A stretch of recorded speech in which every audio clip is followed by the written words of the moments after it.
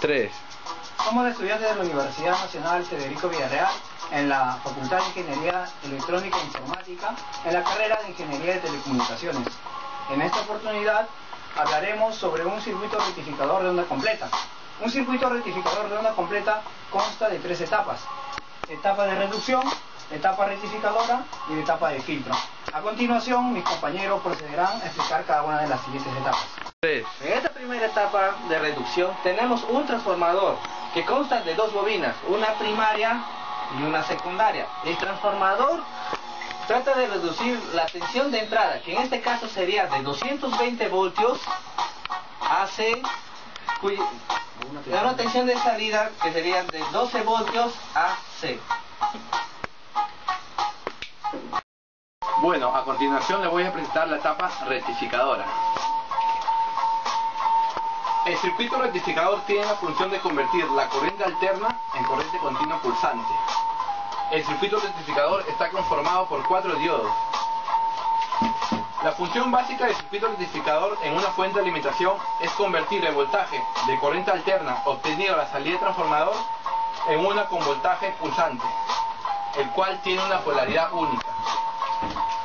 El proceso denominado rectificación es posible gracias a la utilización de diodos, en este caso para la experiencia de 4 diodos. Etapa de filtro. El voltaje del circuito pulsante proporcionado por un rectificador, aunque mantiene una polaridad única, no es el adecuado para alimentar circuitos electrónicos. Este se debe a que su valor no se mantiene constante, sino que varía periódicamente entre 0 y el valor máximo de la onda seno de entrada. Para suavizar este voltaje y convertirlo en un voltaje de circuito uniforme similar al de una batería, debe utilizarse un filtro. Este último es generalmente un condensador electrolítico de muy alta capacidad, como vemos acá, de 4700 microfaradios. A continuación procederemos a hacer las mediciones respectivas en el circuito rectificador.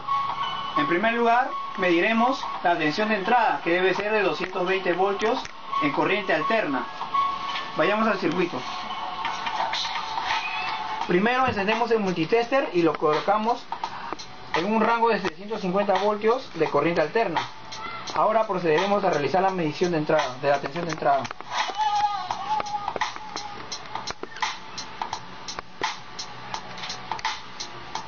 Como podemos observar, nuestra tensión de entrada es de 220 voltios en corriente alterna. Ahora, realizaremos la medición en la siguiente etapa, es decir, a la salida del secundario del transformador, que debe ser reducida a una tensión de 12 voltios de corriente de tensión alterna aproximadamente. Para esto cambiamos el rango a 200 voltios en AC y procederemos a medir. Como podemos observar, la tensión de salida es muy cercana a los 12 voltios.